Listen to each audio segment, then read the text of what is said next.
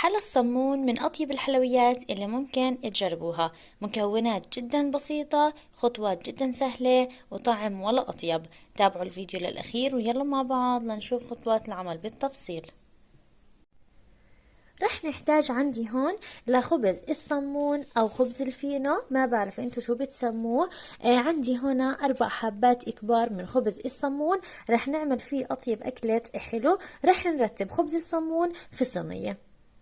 هيك بعد ما رتبنا خبز الصمون في الصينية بهذا الشكل، رح نحتاج عندي هون ل5 كواب معيارية من الحليب.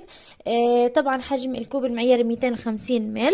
رح اضيف عندي هون جوز الهند المبروش 5 معالق كبار من جوز الهند.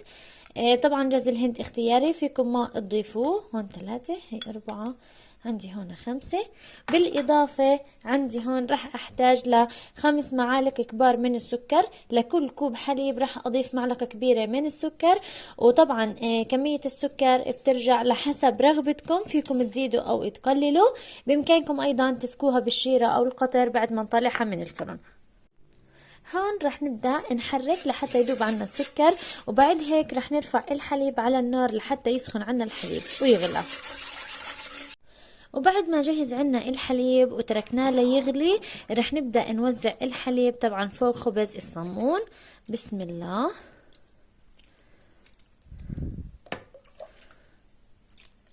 رح نوزع كل الكمية.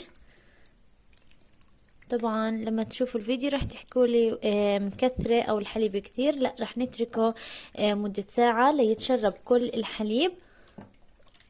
واذا تشرب عندكم الخبز كل كمية الحليب وشفتوه شوي ناشف، بامكانكم تضيفوا كمان كوب. طبعا بيرجع حسب الكمية اللي راح تعملوها.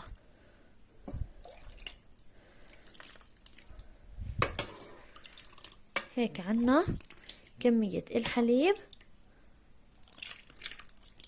هيك عنا الصينية صارت جاهزة. راح نتركها ترتاح لمدة ساعة لحد ما تتشرب عنا كل كمية الحليب. عندي هون بعد مرور الساعة، طبعا بعد ما اتشربت عندي هون الحليب وضل عندي شوي من الحليب. طبعا هذا الحليب ما بيأثر، رح ندخلها الفرن على درجة حرارة 180 محمى مسبقا. رح احكي لكم شغلة هون، اذا لقيتوا الحليب متنشف تماما بتضيفوا عليها كوب من الحليب، لانه رح ندخلها طبعا ضايل شوي من الحليب. هلا رح ندخلها الفرن ورح تتبخر كل كمية الحليب الموجودة عليه. وبعد ما دخلناها الفرن من تحت وطبعا وتشربت كمية الحليب، طبعا راح نضيف على الوجه، واختياري عندي هون معلقة من السكر. راح اضيف هيك رشة خفيفة من السكر على الوجه. بامكانكم بدل السكر تضيفوا معلقة كبيرة من القطر لمعلقتين. طبعا راح ندخلها الفرن، نحمر الوجه لحتى يتكرمل عنا هيك السكر. وهيك عندي بعد ما طلعنا حلا الصمون من الفرن واخذ اللون الذهبي الحلو وتكرمل عندي السكر.